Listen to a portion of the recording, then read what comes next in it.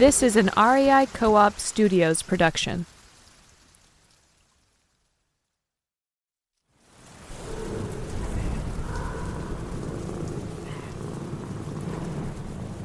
It was a bobcat you saw back there.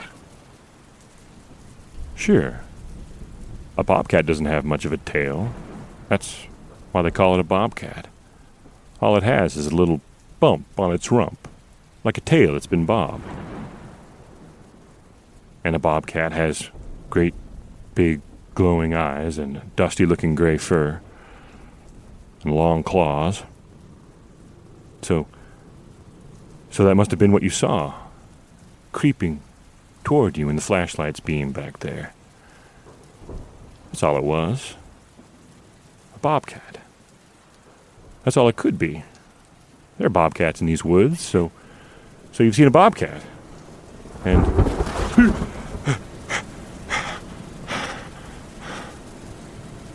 And it isn't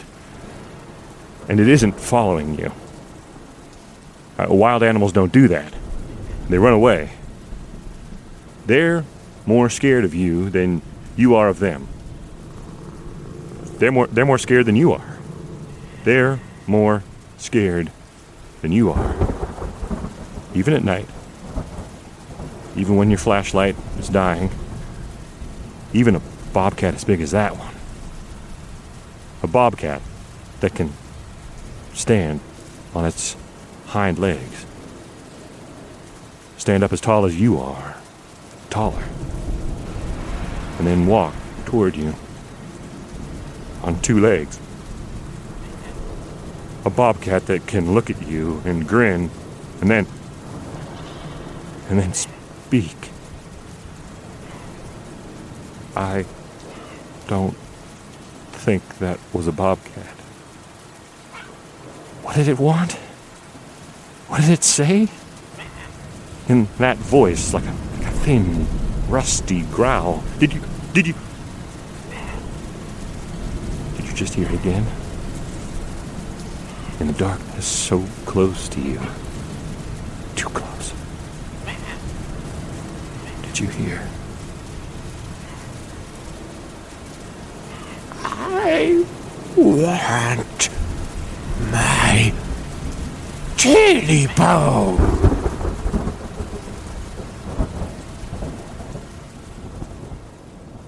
And I want my Camp Monsters podcast.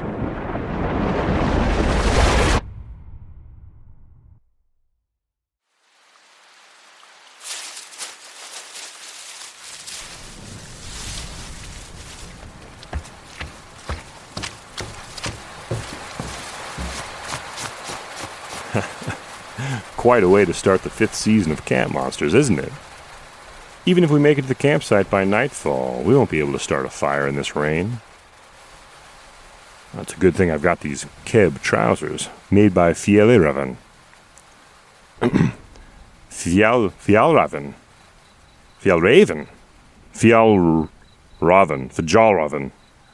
Look, however you pronounce it, they're a different kind of outdoor brand. From Sweden. They've been saying no to shortcuts and fleeting trends for decades, making quality gear for the long run. Oh, I got these pants at REI. Or was it the online store at rei.com? Either way, you know I'm not normally the kind of guy who stands around in the rain bragging about his pants, but look at these generous pockets.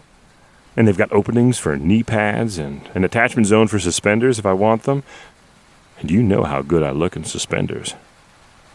And Fjallraven makes these Keb trousers with their famous G1000 fabric, so they're comfortable yet hard-wearing and adaptable to just about any conditions we may face out here on the trail. Even a sudden rain like this. Now maybe it'll pass on. These early autumn storms can leave just as quickly as they come. Until then, I'm glad we found this old house. Well, that's the way it is all through Appalachia. One minute you're hiking through the wilderness of a state or national park, and then suddenly you pass some little farmhouse that's been squatting there since long before the park was ever dreamed of. Like this one. Now, this old clapboard ruin might be 100 150 years old. Huh. Doesn't look like it's going to last many more years, though. Been abandoned a long time, wouldn't you say? At least this old vine-covered porch is still sound. Keeps the rain out, even if the leaves cast everything in these eerie green shadows. I heard a little story that they tell around here about an old man living in a house like this. Well, a house the same age as this, in the same area, but that one wasn't falling down. No, this old man's house was snug and well kept. And he was alone inside of it. On a rainy afternoon, just like this one. Sitting in a big leather armchair in front of a roaring fire and holding a... Well, what is that he's holding in his knotted old hands? Strange, ugly thing, isn't it? It almost looks like one of those fly whisks that people used to make. You know, the ones tipped with hair from a horse's tail, but no, it isn't that. It's long and thin, curved and stiff, covered in coarse, gray-black, dirty-looking hair. Filthy, feral. What is it? Well, the old man would tell you it's the tail of a wildcat. You know, a mountain lion, a cougar. But you'd be forgiven for thinking that mangy old fur stick didn't look like the tail of any cougar you'd ever seen. The old man's wife had told him that from the very beginning, way back when he got it. But then, shouldn't he know better? Shouldn't he ought to know what sort of critter the tail came from, being that he was the one who was out there that night, all those years ago? And some night it was, too. The old man sits there in his chair in front of the fire and stares down at the ragged thing in his hands without really seeing it, while the glass eyes of his hunting trophies stare at him through the stormy late afternoon light. He runs the smelly, rough fur of the tail slowly over his palm, and behind his ancient eyes he's 30 years younger again. And it's night, and the dogs are barking crazy. He ought to call them off. It was time to be getting home, and though he carried his little varmint gun in the crook of his arm, he hadn't really expected to get anything that evening. He just liked to work the dogs a bit, keep them in shape. But as the last of the light had faded and night had fallen in, the pack had caught hot on the trail of something, baying and scrabbling up and up the rocky ridge, through brush and ragged autumn trees, crying, crashing through the thickets like they were fixing to tree the devil himself. And now, from the way they were carrying on, he could tell that they had something cornered up the hill somewhere. Well, he owed it to the dogs to see what they had for him. But the last little way up was rough going. Steep slope, sharp, dark rocks that seemed to change shape and move just as he was about to step on them. The moon was wrestling with clouds, scudding silently across its face, driven by a wind much stronger than the thin, dying autumn breeze that sometimes breathed through the trees around him. The moonlight was playing tricks, making things seem closer and then further away than they were. Still, up he went, and up, until the ridge finally flattened out and an ancient stand of gnarled old trees crowded in around him. Massive trunks reached for each other with thick, low-hanging branches, black in the moonlight, covered with the stout twigs that clung at the man's clothes as he passed, with persistence like they were clutching at him, trying to turn him back. Now he was getting close to the riot of dogs ahead. They were barking and circling, yowling and clawing around the base of the biggest, darkest, blood-ugliest tree he'd ever seen. The trunk was a thick, lumpy mass, its limbs as large as another tree's trunk, twisting and turning in on each other, intertwining at the tips, like a dark cage enwrapping everything for yards around. The man stepped under the limbs of that tree, and all the night sounds of the woods seemed to fade away, while the noisy keening and whining and scrabbling of the dogs sharpened in volume and quickened in urgency.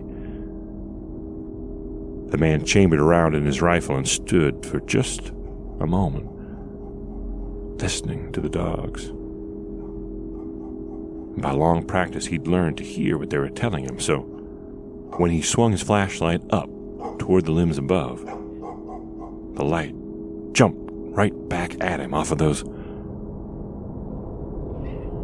eyes. Big, milky silver with huge pupils retracting back to vertical slits as the light bounced from them so brightly that it dazzled him, so he couldn't hardly see the rest of the critter at all. Great big eyes, close, on a branch above and to one side of him, just out of reach of the dogs.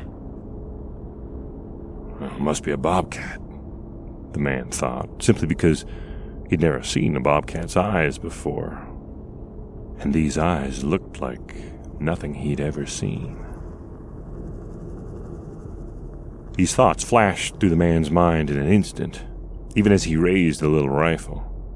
Bobcat or not, those eyes had the slits of a predator and were too close for comfort. At that range, a harassed and panicked animal was capable of any desperate thing. It could even launch itself down at him. But as he stared into those eyes, there didn't seem to be anything like panic in their cold, clouded gaze. The man's rifle found his shoulder just as the eyes winked out and the dogs all howled and yammered at once. Holding the light and the gun's forestock together in one hand, the man caught a flash of dirty gray fur plunging through the air toward him, and he snapped off a wild shot. Something heavy and hot and steel-strong under a rough layer of fur struck him full in the chest. The light went flying. The gun was ripped from his fingers by claws that tore a deep rent in the flesh of his hand. He tripped and tumbled backward over the rocks and instinctively tucked in his chin to protect his throat from the inevitable bite. But as the back of his head landed smack into a sharp rock, the force of the blow knocked him limp for a moment. And that was all it took.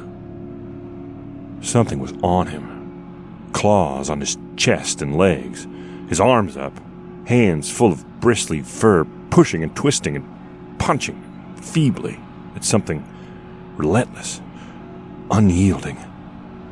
Hot froth flecking his face, hot, horrible breath lunging for his neck.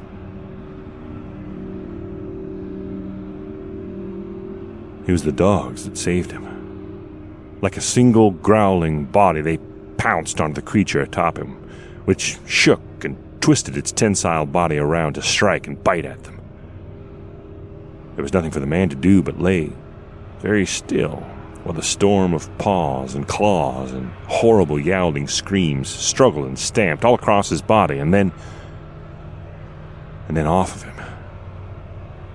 And he was up, on his knees, ripping pants and flesh as he scrambled across the jagged rocks, hands feeling desperately for his light or his rifle.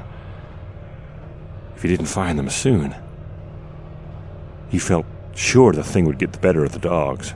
They were game, as game as dogs could be, but as he listened to the battle behind him, he could hear them losing ground against the beast. He could hear the uncertainty growing under their growls.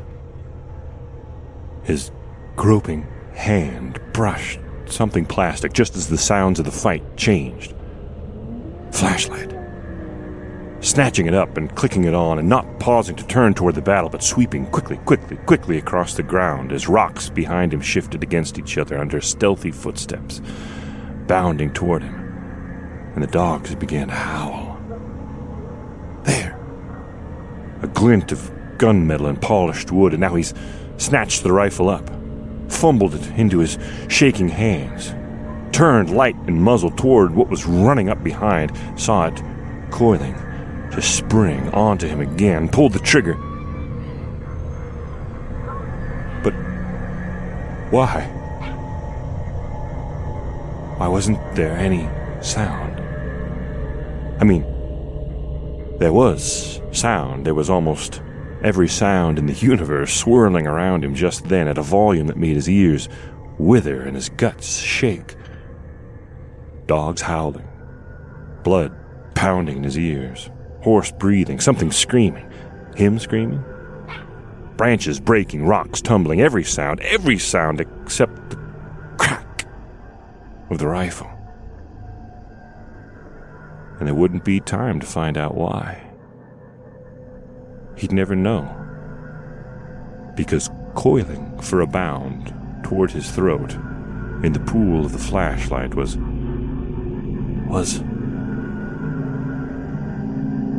well, it was a wildcat, a mountain lion, a big one. Nothing else it could have been. The man was so shook in that moment that even after, he wouldn't be able to recall just exactly how the cat had looked.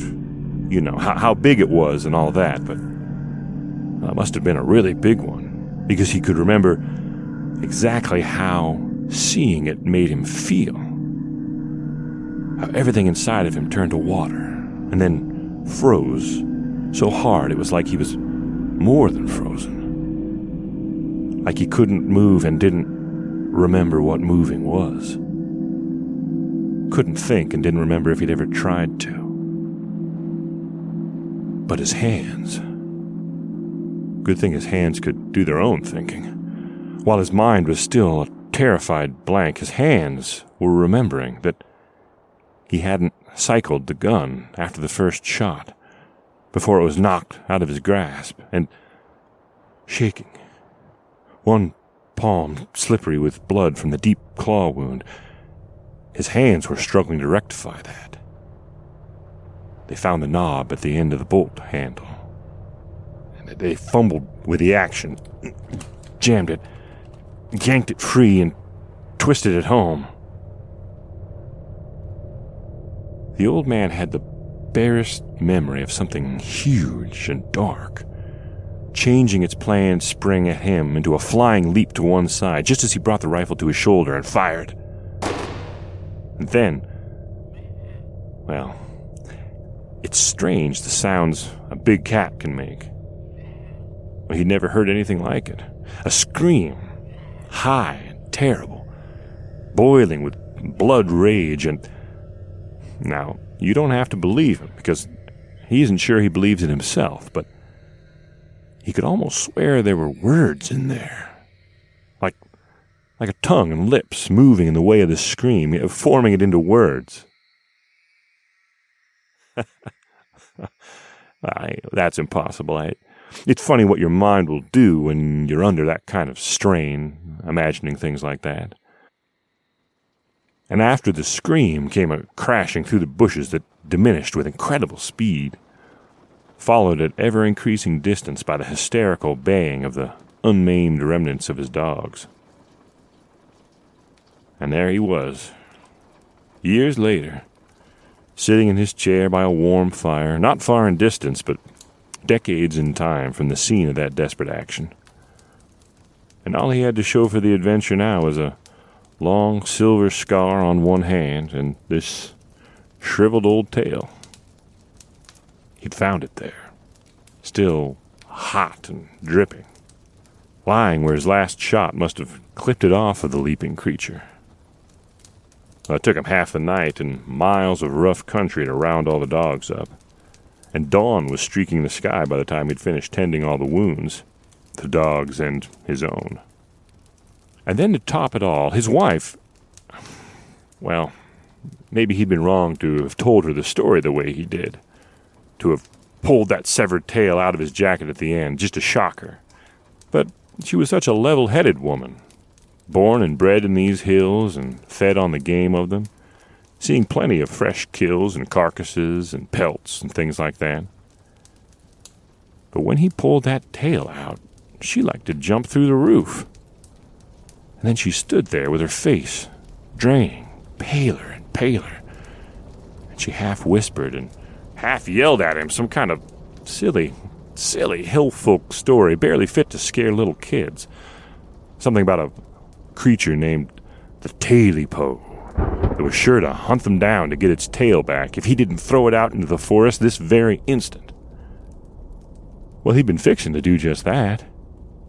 Toss that ratty old tail out the back door for the dogs to chew on. But she got so wild and so pushy about it, so desperate for him to do it immediately, and so nasty when he joked about keeping it forever as a trophy that, well, he had to admit he'd got a little ornery about it. A bit stubborn. In the end, he just flat refused to part with it. So he cured the fool thing and dried it out over a smoky fire, and then, well, by that time he regretted his childishness and the trouble the whole thing had made with his wife, so he just stuck it far in the back of a big old safe that his wife's granddaddy had hauled out to the place way back in the last century that they hardly ever opened. He'd practically forgotten he even had it. Couldn't say what it was that had made him decide to clean out that safe today, all these years later while his wife was away in town. Anyway, he better put the strange old tale away now. His wife could be home any time. In fact, maybe that was her coming up the long drive now. Well, anyway, something was coming. The dogs down in their kennel were going wild about something. Well, he'd better shake a tail.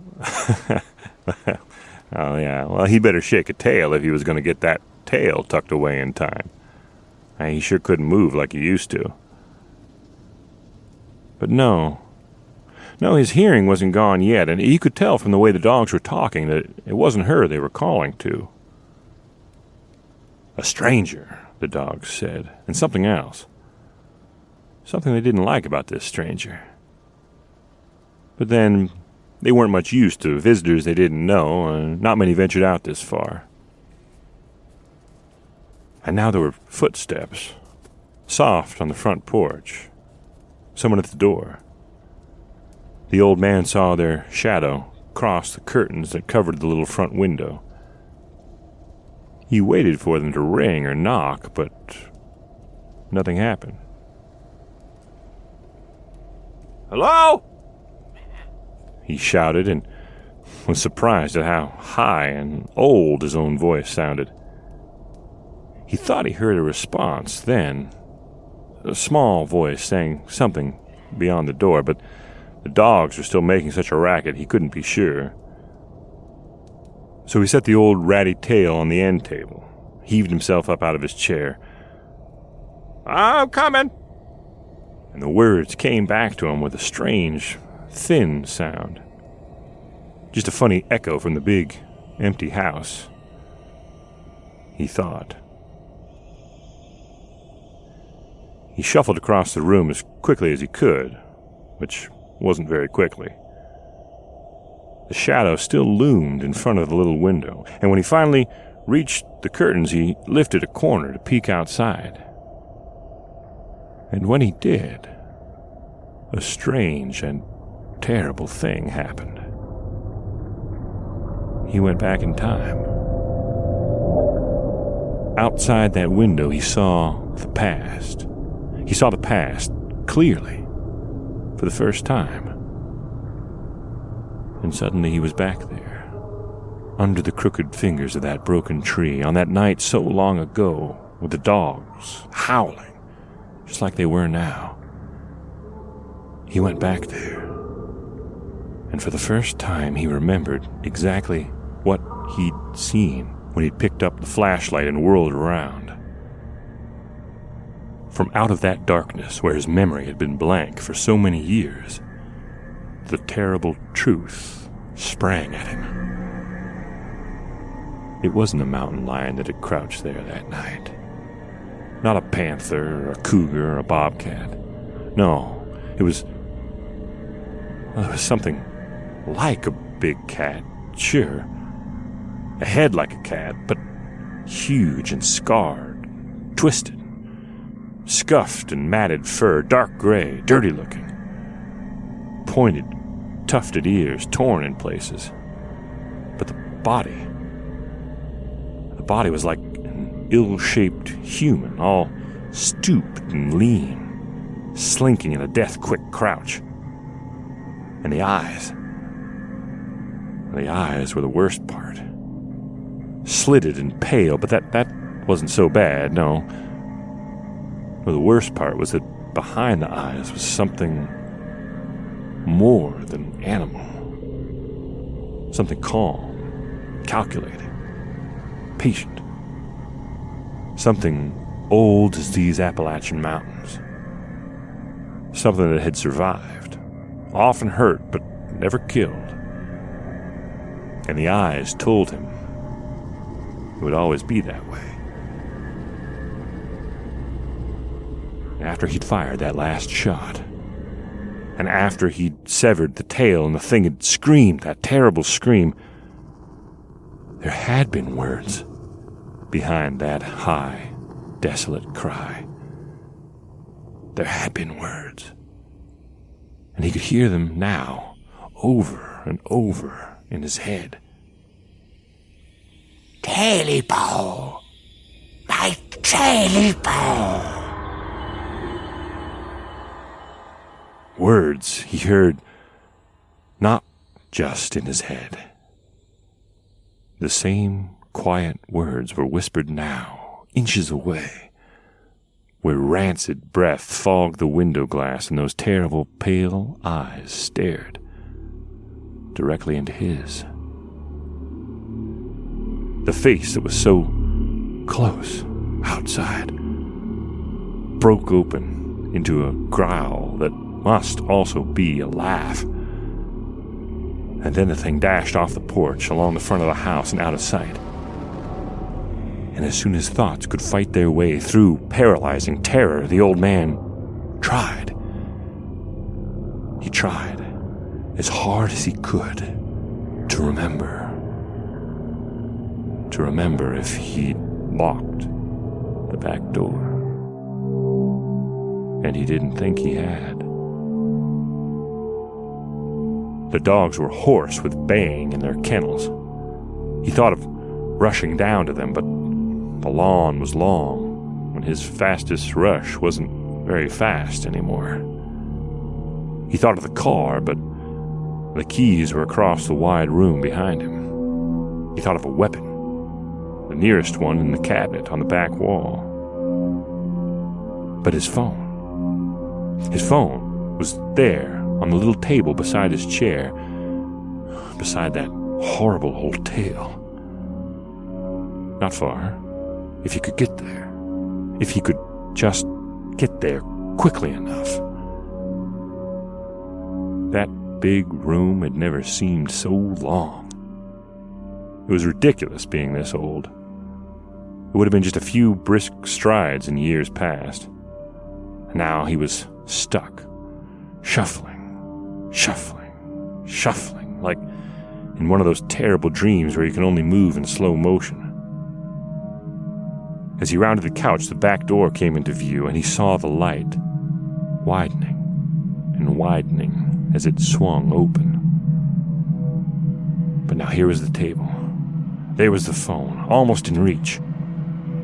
He lunged for the phone, landed against the table, leaned on it to try to catch his balance, and then tumbled down with it onto the thickly carpeted floor.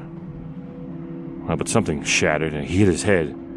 His glasses fell off, and he was as blind as he'd been that night, so long ago.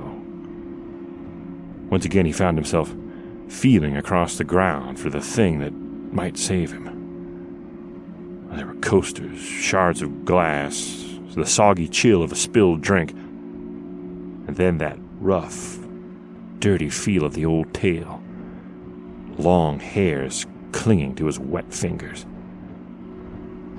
Something was moving now, across the room, toward him. Swiftly, silently. He could only see the shape of it. He could only see its outline, its horrible color. And then his fingers touched the cool oblong of his phone, and he snatched it up. And he mashed the button over and over until he heard the little siren that meant the phone was dialing 911. But before he could hear it ring, before he could hear the operator pick up, he heard a little voice crouch down right above his ear. I'll have my Tailypo.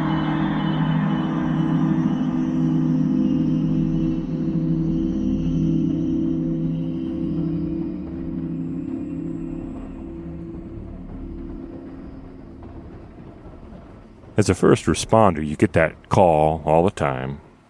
An old man's fallen and he can't get up.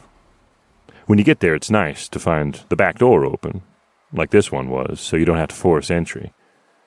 But the old man's hit his head on the way down, so the things that he's trying to tell you don't make any sense. He's very agitated, very confused, terrified. Who knows, maybe he was like that already, before he fell. Dementia, hallucinations of some horrible creature after him. Horrifying delusions. It's very sad. And the old man never made it back to the cabin. His wife and family decided to keep him somewhere he could receive the full-time care that he so suddenly needed.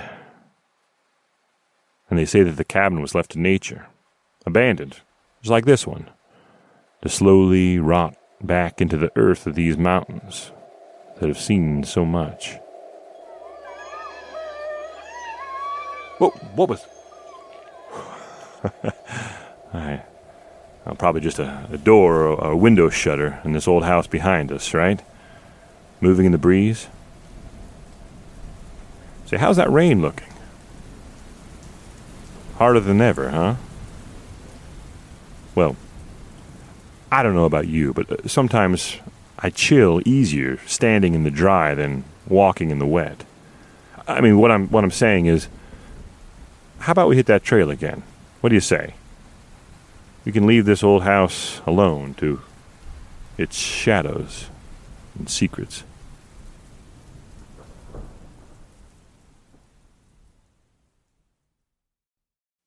Plus, we've got these waterproof yet breathable high-coast hydratic trail jackets by Fjällräven to keep the rain out. They make them with recycled polyester. Whenever possible, Fjällräven uses recycled materials, or ones like wool, cotton, or down that come directly from the environment. Those are just a couple of the ways that Fjällräven stays true to that part of their company mission that says, our future and the future of nature are intertwined. Check out all the high-quality Fjällräven packs, clothing, and gear at rei.com, or the next time you're in your local REI. But there I go again, monologuing about fine Swedish outdoor gear on the steps of a probably haunted house. Old habits die hard, I guess. Let's hit the trail.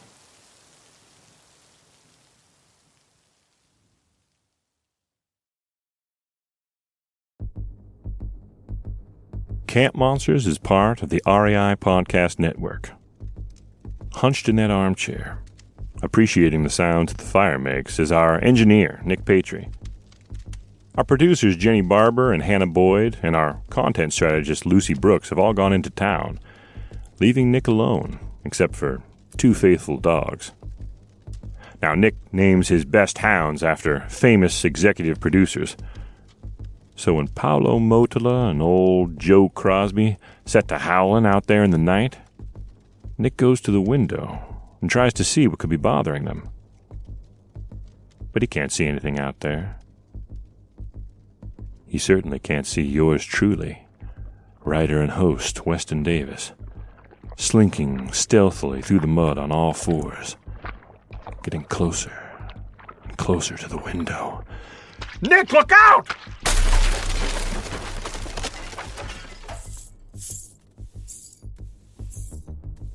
When this season of Camp Monsters ends, the stories don't have to. Check out Weston and Nick's new Buried Legends podcast. If Whispers had an archive, this would be it. we dive into terrifying tales that would be, maybe should be forgotten, if they could. But these pasts have a way of reminding the present that nothing stays buried forever. Search Buried Legends on Apple Podcasts, Spotify, or however you listen. And be sure to subscribe now so you don't miss an episode. Buried Legends launches this November. And as always, the stories we tell here are just that. Stories. Sure, some of them are based on things people claim to have seen and heard, but well, it's up to you to decide what you believe. And how to explain away that high, lonesome cry you heard pierce the Appalachian night. Well, next week we'll be in a place, well, you might call it a ghost town, but I wouldn't. A ghost town is a place that people drifted away from once the jobs and dreams and futures all fizzled out. But the people were driven from the place we're going to next week. And now all that's left there is the thing that drove them out. The thing that's waiting. Invisible. Underground. Do you hear it? We'll see you next week. Please subscribe if you haven't already. And even if you left a good review before, try leaving another one. Every little bit helps. It's your interest and word of mouth that keep us recording. As always, thank you.